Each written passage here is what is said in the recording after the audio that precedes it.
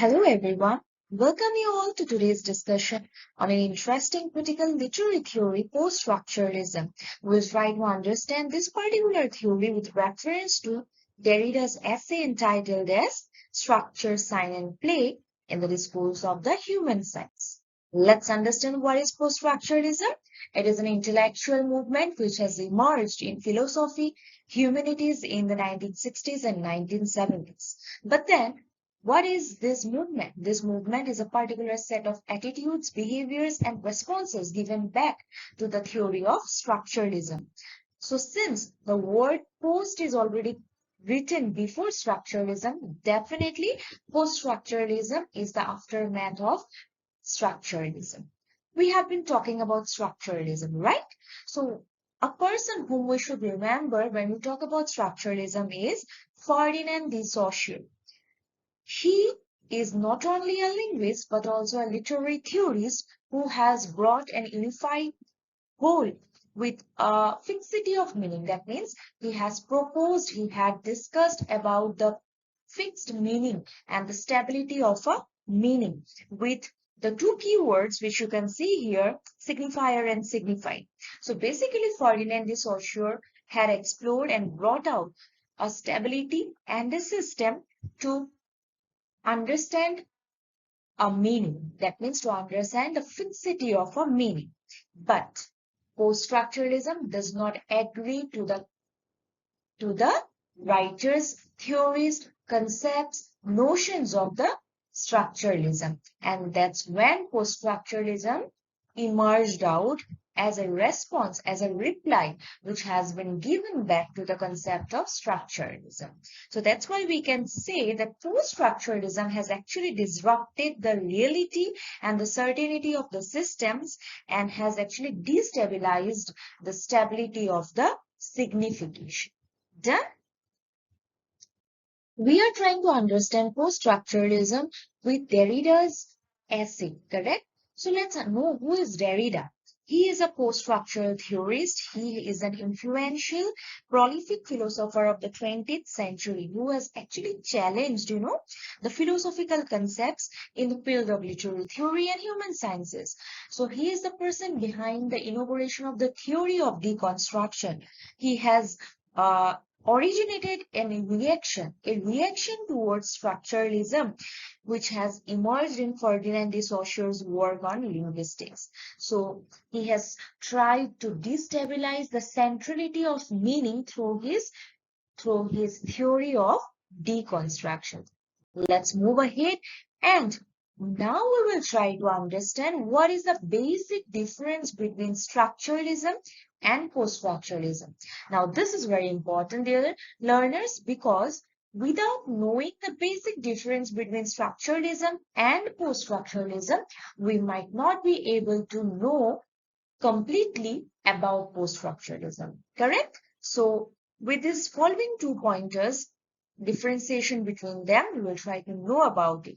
First point, it believes in organizing a meaningful system through the generation of human mind underlying the structures of certain rules and signs. So structuralism believes in the system of meaning, that everything has a particular meaning. That means the meaning should be fixed. Okay, so this is according to the structuralism theory. But then post-structuralism does not accept it. And post-structuralism believes that every structure, it cannot be limited to one particular fixed meaning. It should be unlimited. It is not necessary that a particular system or a particular meaning should be limited only having one particular idea. It can be explored, it can be diversified, it should be unlimited. That means the meaning should not be fixed. In one word, we can remember structuralism is where meaning is fixed. Post-structuralism is where meaning is plural. That means it's not fixed. Clear? Second point, as discussed by Peter Berry, structuralism derives ultimately from linguistics, and linguistics is a discipline that has always been confident about the possibility of establishing objective knowledge systematically and making logical deduction. So it is according to structuralism, where even theories such as Peter Berry also discuss that structuralism always dedicates and involves towards the stability and the fixity or the centrality of a system or a meaning. But then again, post-structuralism give a critical response to it by emphasizing the difficulty of achieving a secure knowledge about things. So this point of view is, encapsulated in Nietzsche's famous remark, I quote, "There are no facts, only interpretations. Philosophy is, so to speak, skeptical by nature and usually undercuts and questions commonsensical notions and assumptions." I understand. So post-structuralism replies back to the stability and the fixity or the centrality of a meaning according to structuralism by proposing the idea that no meaning can be fixed. We cannot limit the centrality of a meaning. It should be wide open. It should be diversified. Okay, and this post-structuralism also emphasizes Nietzsche's famous remark, as I have already quoted. So this is the basic difference between structuralism and post-structuralism.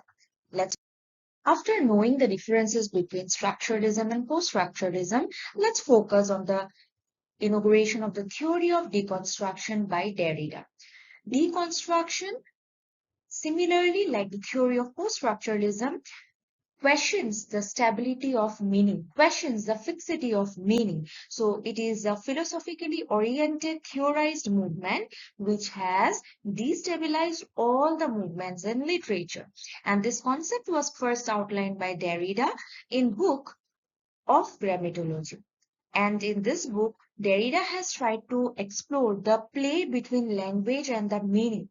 We all know that language creates meaning, and through meaning, we try to fix a particular idea, isn't it? So language and meaning has a very close construction, and that is what is explored in this book of grammatology. And he has explored the play between language and meaning. And even in his earlier work and his later works, he has always attempted to explain the deconstruction to others. So basically, deconstruction adds a critical understanding to the different interpretation critically in connection to the different notions, ideas, and concepts. So for Derrida, language is not a reliable mode of communication because it is fluid and slippery. Language keeps on changing, language keeps on slipping out of its meaning. The word tree, it never reaches to a point where it refers to a concept, a signifier. Dear learners, you might be getting here, seeing here certain words called signified and signifier. We'll definitely focus into those keywords after we have a brief idea what is deconstruction. So, coming back to the concept of deconstruction, it typically questions the fixity of a meaning. One example has been given by referring the word called tree. It is very difficult, if I say, for instance, everyone imagine the image of a tree. It is not necessarily required that all the individuals together will imagine only one shape of a tree. It can be a pine tree, it can be a coconut tree, it can be so many different shapes of trees, correct? So that is what is being pointed out by Derrida, that meaning cannot be fixed. And deconstruction, it also steps further, connecting to post-structuralism, where it questions the non-referentiality of a language. That means language is, always trying to connect and build up only one fixed idea. And this world of things, it plays with the meaning.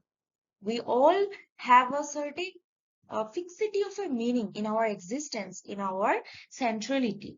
And for Derrida, this meaning is what he is questioning thoroughly and constantly, that we cannot limit the meaning, we cannot fix the meaning, because it keeps on changing and it keeps on, slipping from one position to another. That means meaning can be replaced or meaning can be substituted. It is not necessary one fixed meaning will go on and on for generations and generations, decades and decades, or from person to person to individuals to individuals. It can vary from one person to the other person.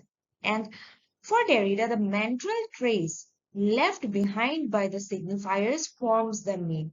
Now, you might be getting some words such as mental trace, signifiers, which we are going to study and understand now in this points called signifier and signified. Now, SIGN, sign is something which we all know that it is a signification or indication of an object, word, or any particular occurrence. So what is signifier and signified? So signifier and signified, it together forms or constructs a meaning. How? Let's look at the third point. Signifier is the physical form of the concept and signified is the mental concept. For instance, if the word ice cream, just think of the image of an ice cream. The physical form, for example, when you pronounce the word ice cream, it is a physical form, isn't it? So this is the signifier. But when you imagine about ice cream, mentally you might be feeling summer, about summer season. Some may feel about feeling cold, some may feel about chilling, isn't it? So it will vary from person to person and from one individual to another individual. Now the point is that signifier is the physical form. That means when we are producing the sound of the word, when we are writing the word in the form of letters, that is the physical form. Correct? But mental form is something which we imagine or which we process mentally inside. Correct? So this mental concept can vary from one person to another, and that is called signify. So a word can never reach to a point where it refers to one particular concept. Once again, let's take the example of ice cream. When I say ice cream, it is not necessarily required that all of us together will only have one mental concept. For example, chili. For me, it can be chilling, but for you or the other people, person, it can be cold, it can be summer, it can be the different flavors and so on. So every signifier is basically in a certain chain, and that chain is chain of meaning. Okay, and that chain of meaning is substituted by one meaning to another meaning. And that is what is all about the theory of deconstruction with reference to the keywords such as sign, signifier, and signified. And it is none other than Jean-Jacques Derrida who has actually coined a term called difference. And this term, which you can see here, difference, it is taken and considered as a master concept where the meaning of sign is always absent from it and that the meaning cannot be fixed. That means we cannot fix a meaning and the meaning always remains absent. That means we keep on substituting the meaning from one meaning to another meaning. Once again, let's take the example of ice cream. When I say ice cream, it does not necessarily mean it will only make you feel chill. It can also make you feel cold. You can also caught a cold, cough, fever from an ice cream, isn't it? So that is where we can say that meaning is always absent and it cannot be fixed. So this constant flickering between absence and presence at one time and at the same time is what the meaning that language seems to call. So with this, we are moving ahead to know more about this essay with the term called binary opposition. Dear learners, these keywords might be quite new or might you have got in some other subjects as well. But these keywords are something which we already know the concept of. For example, when we say binary opposition, binary means two, and opposition always happens with more than one object or thing, isn't it? So binary oppositions means opposition between two objects or meaning. So what is binary opposition according to the theory of deconstruction? So it is the system by which two theoretical opposites are strictly defined and are against one another in a language and thought. It aims to interpret the reader's mind into a multiplicity of meanings and understandings. So basically, binary oppositions is the concept through which we get an idea and clarity of meaning. For example, if there is white, there is black. If there is good, there is evil. If there is self, there is other. If there is rich, there is poor. So these are binary oppositions. If there would not have been the concept of rich. If there would not have been the concept of rich, there would not have been any concept of poor. So poor exists because of rich, rich exists because of poor. Similarly, good versus evil. If there is good, there will be evil. If there is evil, there will be good. And these opposites actually create meaning between each other. So we cannot consider a good to be an evil, isn't it? A good is always individually good and the evil is always separately, no, separate. It is considered to be evil. A good cannot be an evil and evil cannot be a. So this is binary opposition. But then what is its contribution in the deconstruction theory? So deconstruction theory, takes the concept of binary opposition by stating a point that meaning their overlap. Binary oppositions, they overlap with each other and they get substituted to form one new meaning. And this process keeps going on and creates multiple meanings, multiple ideas, multiple set of notions, and ultimately it creates plurality of meaning. So deconstruction has a very great role in understanding the different variations and ideas of meaning. And Derrida has used these concepts. He has basically, taken up these concepts from multiple theories and he have included and involved his own ideas and interpretations by his critical responses. So, Derrida has basically observed that binary oppositions, they overlap and they share some common elements. So between two opposites, there will be a certain point of intersection where they will have a common element. And for instance, the binary opposition between objective and subjective, which overflows with contradictions and associations. So, binary opposition is also a term quite closely associated with the subject called mathematics, where we draw Venn diagrams, we bring out common elements, if everyone remembers, right? So, binary opposition, they create some common elements and Derrida has observed that. And after his observation, he proposed that the definition of one opposite exists because of the dependence. That means one depends on the other. As I have already said, that if there is white, there is black. If there is self, there is other. If there is good, there is evil. And these binary oppositions, they are dependent on each other. If there would not have been any concept of evil, everyone would have been recognized to be good. Correct? So this is the structure of binary oppositions, which is discussed and explored by Jean-Jacques Derrida in his essay.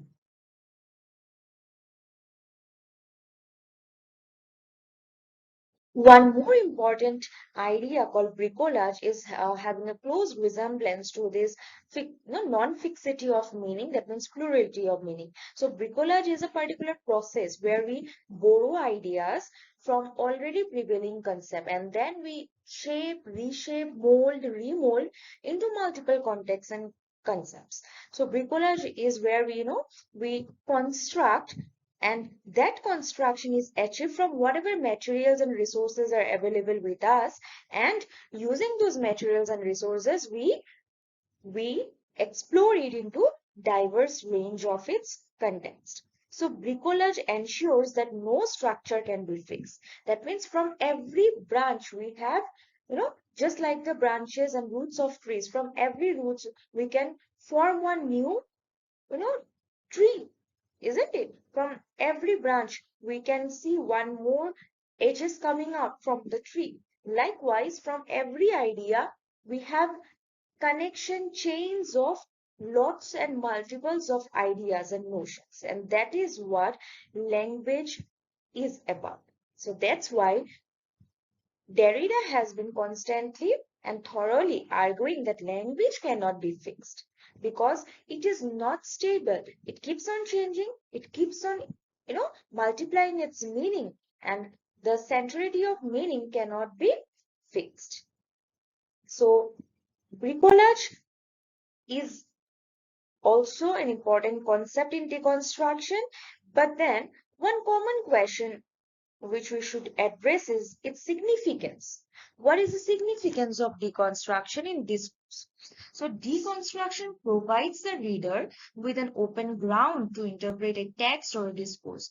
Now, in literature or in other such subjects, when we go for critical interpretation, we might have to look for multiple observations, correct? And those multiple observations will not be possible if we limit ourselves only to one particular idea. And that is what deconstruction talks about. So it argues that language, especially with its ideal concepts such as truth, justice, it's complex and it's unstable. It drives the innovation of textual analysis. It emphasizes the reformation from the disruption formations, and this idea of deconstruction, it is applied in different fields of work apart from only literary theory such as anthropology, architecture, and so on. You might be surprised to know that deconstruction is also a theory which is widely explored in the field of architecture. To surprise you a bit more, I have collected some pictures from the internet, as you can see here. So these are some glimpses of certain architectural structures influenced by the idea of deconstruction. So I believe today's discussion of deconstruction with reference to Derrida's essay have been effective and helpful, and we'll meet very soon with more such literary theory discussions. Thank you.